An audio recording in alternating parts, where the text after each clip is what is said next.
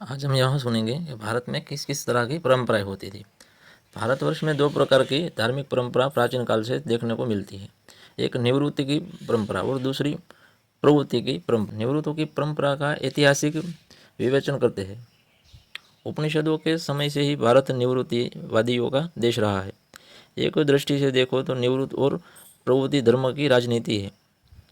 जैसे साहित्य की राजनीति क्लासिक और रोमांटिक का विवाद है, किंतु राजनीति यहाँ केवल पंडितों की है। पंडित ही निवृत्त के पर्दे में प्रवृत्ति का रस लेते हैं, बाहर त्याग का उपदेश देते हैं, संसार को निस्वार बताते हैं और भीतर उसे सारपूर्ण मानकर उसका उपभोग करते हैं। किंतु इसी दगाबाजी में जनसाधारण मारा जाता है। जनता के पास छल और दावपेच उतने नहीं होते जितने पंडितों के पास होते हैं। परिणाम यह होता है कि पंडित देश में जैसी दार्शनिक धारा चला देते हैं, जनता के कर्म बहुत कुछ उसी अनुरुद्ध हो जाते हैं। वैदिक हिंदू प्रवृत्ति मार्गी थे। उनके ऋषि भी गृहस्थ और बाल बच्चों वाले होते थे। जो लोग वैदिक मंत्रों के स्पष्टा थे, ऊंचे दार्शनिक सिद्धांतों के और व्याख्याओं के, वे भी खेतों में काम तथा गौओं का पालन पोषण करते और परिवार का पालन करते थे।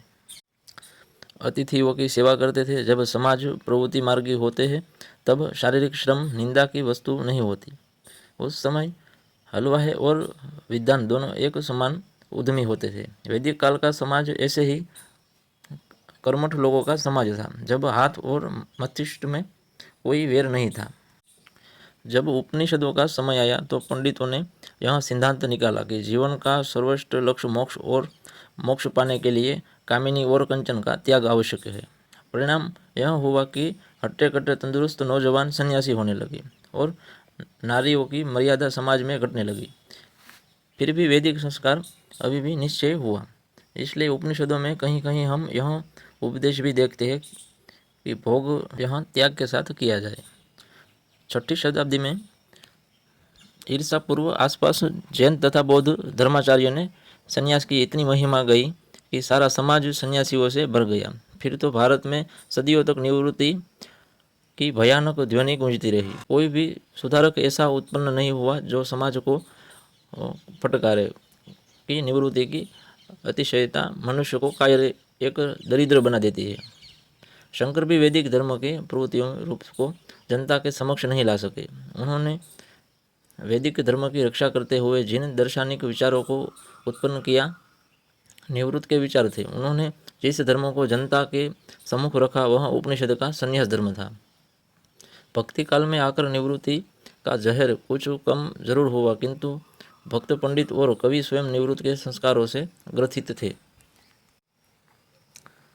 अद्यपि कहने को ही द्वैत अथवा विशिष्ट द्वैत की बातें कह रहे थे, किंतु अत्यंत उनका भी यह मानना था कि ब्रह्मा सत्य जगत मिथ्या वाला सिद्धांत।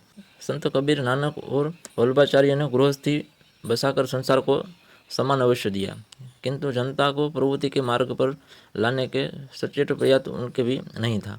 कबीर यदि निर्गुणवादियों के उपदेश तो निश्चित रूप से निवृत्त को बढ़ावा देने वाले थे।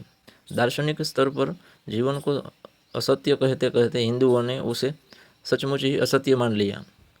एवं देश और समाज से उनकी प्रत्येक हिंदू माँ के पेट से ही इस विश्वास को लेकर आने लगा कि परलोक की साधना सबसे श्रेष्ठ सुकर्म है, चाहे लोक हमारे हाथों से छूट ही क्यों ना जाए। इसलिए कंठी माला, आरती और मग्न ही हिंदुओं को यह बात कभी आखिरी उनका देश अपराध नहीं, अथवा वे निर्धन और दरिद्र हो जा रहे हैं। विचित्र बात है कि धर्म को अफीम कहने वाला चिंतक कार्य मुक्त यूरोप में जन्मा। भारत की कुछ अनसुनी परंपराएं जो वैदिक कालों से चली आ रही है।